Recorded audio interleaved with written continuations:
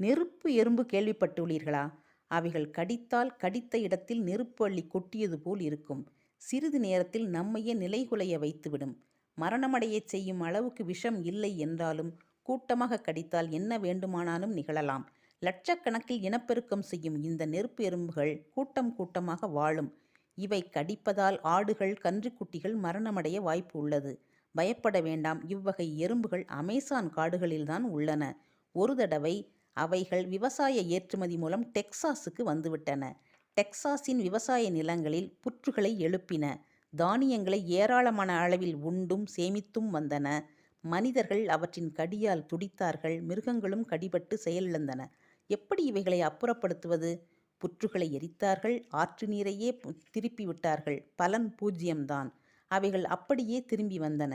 அமெரிக்க அரசு விஞ்ஞானிகளை அமேசானுக்கு அனுப்பி ஆராய்ச்சி செய்ததில் இந்த எறும்புகளை தலைவெட்டி ஈ எனப்படும் ஒருவகை ஈக்களால் மட்டுமே கொல்ல முடியும் என்று கண்டுபிடித்தார்கள். அதென்ன தலைவெட்டி ஈ? அதாவது எறும்புகளின் தலையை தின்னும் ஈ. எப்படி என்றால், எறும்புகளின் தலையில் இந்த ஈக்கள் முட்டையிடும். முட்டையில் உள்ள ஈக்கு உணவே எறும்புகளின் தலைதான்.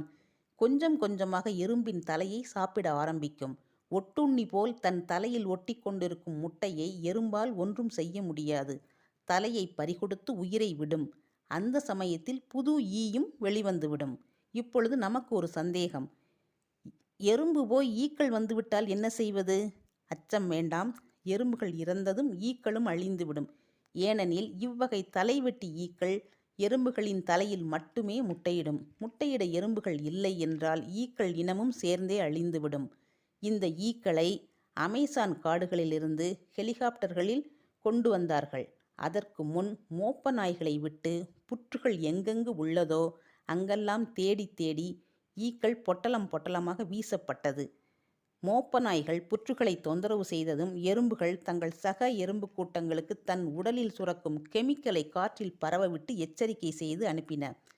உஷார்படுத்தும் இந்த வேலையால் தங்கள் மொத்த எறும்பு கூட்டமும் அழியப் போகின்றன என்று எறும்புகளுக்கு தெரியாது. ஏனெனில் ஈக்களும் இந்த கெமிக்கல் வாசனையை வைத்துத்தான் எறும்புகளை கண்டுபிடித்து முட்டையிடப் போகின்றன. அதுவும் வேலைக்கார எறும்புகளின் தலைகளில்தான் முட்டையிடப் போகின்றன. வேலைக்கார எறும்புகள் இல்லை என்றால் மற்ற எறும்புகளுக்கு உணவு இல்லை. உணவு இல்லை என்றால் எறும்புகள் இல்லை. எறும்புகள் இல்லை என்றால் ஈக்களும் இல்லை. இப்படித்தான் டெக்சாஸில் புகுந்த அமேசான் நெருப்பு எறும்புகள் அழிக்கப்பட்டன.